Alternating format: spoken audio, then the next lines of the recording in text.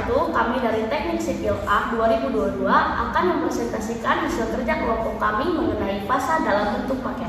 Perkenalkan, nama saya Eva Kania Dewi dengan NIM 22030-2001.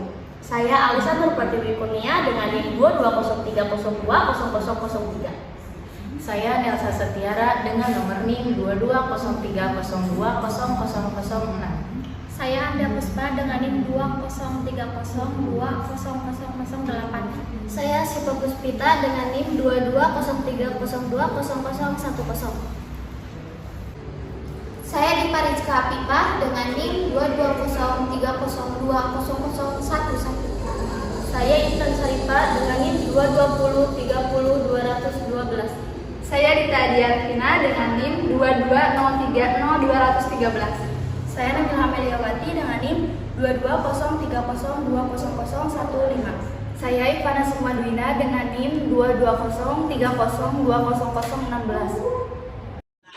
Perkenalkan, saya Hairunisa dengan NIM 22030020018. Fasad adalah tampilan luar dari sebuah bangunan. Fungsi fasad yang pertama pastinya adalah berhubungan dengan estetika. Secara visual, komposisi fasad meliputi bentuk geometri, tekstur, dan bidang proyek. Dengan munculnya istilah fasad, muncul pula istilah fasadisme. Fasadisme adalah konsep atau praktik pembangunan kembali sebuah bangunan di mana hanya fasad bagian luar dari bangunan saja yang dipertahankan atau dibuat kembali replikanya. Elemen-elemen pada fasad ada 8. Yang pertama, dinding atau wall, lalu yang kedua, kolom, yang ketiga, bukaan pada dinding, lalu yang keempat, entrance atau pintu masuk, yang kelima, roof atau atap, yang keenam, balkon, lalu yang ketujuh, cat atau finishing material, dan yang kedelapan, papan tanda atau sign system. Konsep bangunan pada paket ini adalah konsep bangunan oriental, karena material yang digunakan adalah kayu yang diukir dengan motif artistik yang sederhana. Gaya arsitektur bangunan pada paket ini adalah masjid yang bermustaka. Masjid yang bermustaka adalah masjid yang tidak menggunakan kubah, melainkan menggunakan atap susun dan memiliki denah berbentuk bujur sangkar. Sesuai yang sudah dijelaskan oleh teman saya tadi mengenai fasad, di sini kami menonjolkan salah satu fungsi dari fasad, yaitu menambah estetika dari sebuah bangunan. Di sini kami menggunakan fasad jenis kayu, dan bahan yang kami gunakan dalam pembuatan maket ini adalah duplek, tusuk gigi, dan sedikit polesan cat warna coklat. Atap adalah penutup atas suatu bangunan yang melindungi bagian dalam pada bangunan dari hujan dan cuaca ekstrim lainnya. Atap terbagi dua jenis, ada atap datar dan ada atap miring. Meskipun atap datar, namun tetap harus dipikirkan agar air dapat jatuh. Atap yang kita gunakan ini jenis atap miring, seperti atap plana yang terbuat dari kardus yang diberi warna coklat. Ada banyak warna yang bisa dipilih untuk menghiasi interior rumah dan meningkatkan tampilannya supaya terlihat lebih menarik. Beberapa waktu belakangan ini, warna hitam dan putih terlihat cukup mendominasi desain interior rumah lantaran gaya minimalis tengah naik daun. Akan tetapi, ada satu warna yang tidak pernah dilewatkan untuk dimasukkan ke dalam bangunan, yakni warna coklat. Warna coklat juga dapat dimasukkan ke dalam tekstil, lantai, kulit furniture. Warna ini dapat menambahkan banyak tekstur ke dalam bangunan. Dan warna coklat tersebut dominan ke alam-alaman. Coklat berbeda dengan warna lainnya. Mereka dapat meningkatkan tampilan sebuah ruangan dan dapat dipadukan dengan seluruh material. Kolom atau pilar adalah istilah teknik arsitektur yang merujuk kepada elemen-elemen yang meneruskan tekanan, yaitu berat struktur atas ke struktur bawah lain di dalamnya. Dengan kata lain, kolom adalah anggota kompresi.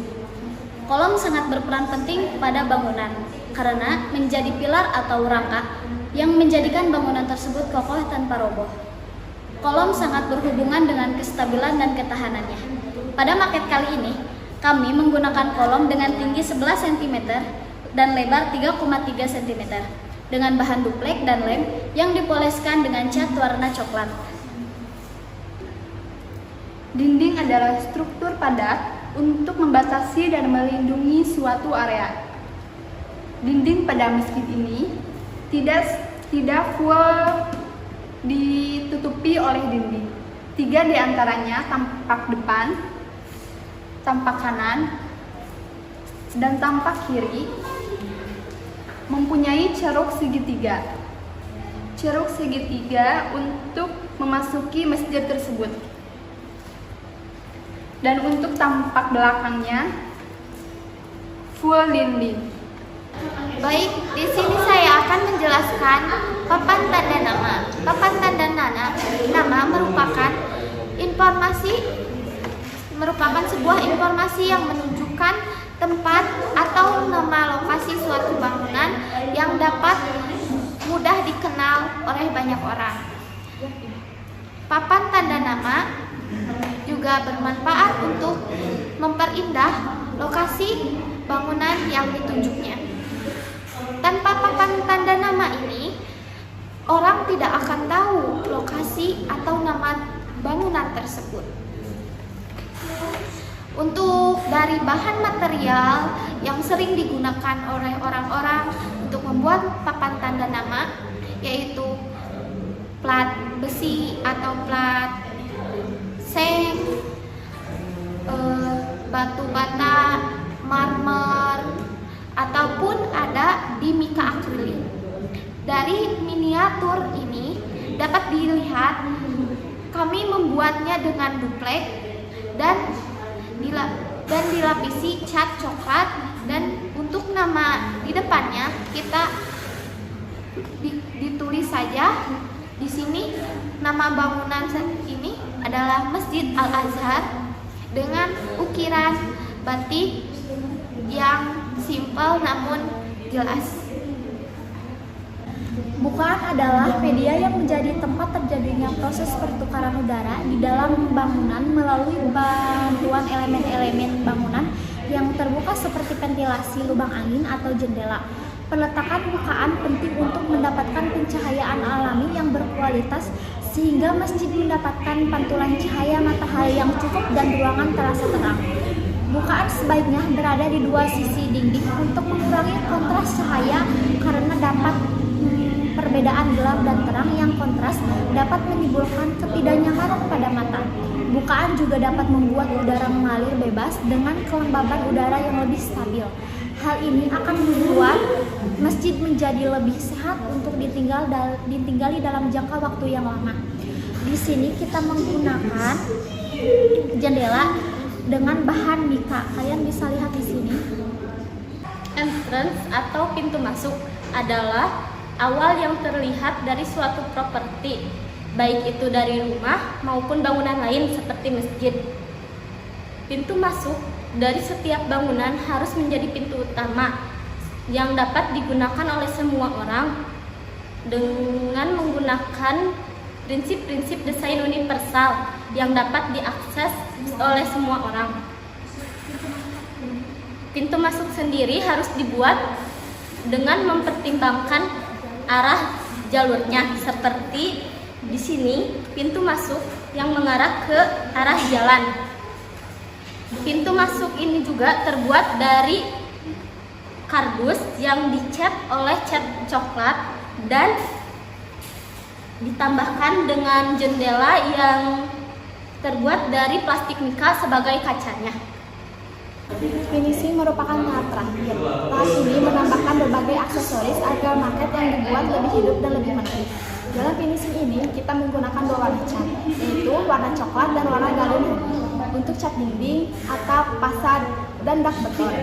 Selain itu, kita menambahkan ornamen dengan cat warna putih di bagian pinggir dak beton. Tak lupa juga kita menambahkan fasad dengan motif yang menarik di bagian gapura maket. Agar maket terlihat lebih hidup lagi, kita menambahkan kolam di halaman samping maket. Lalu kita tutupi setiap sisi kolam menggunakan batu kecil yang sudah dicat warna hitam. Di sisi dalam batu juga kita menambahkan lagi spons berwarna hijau agar lebih terlihat nyata.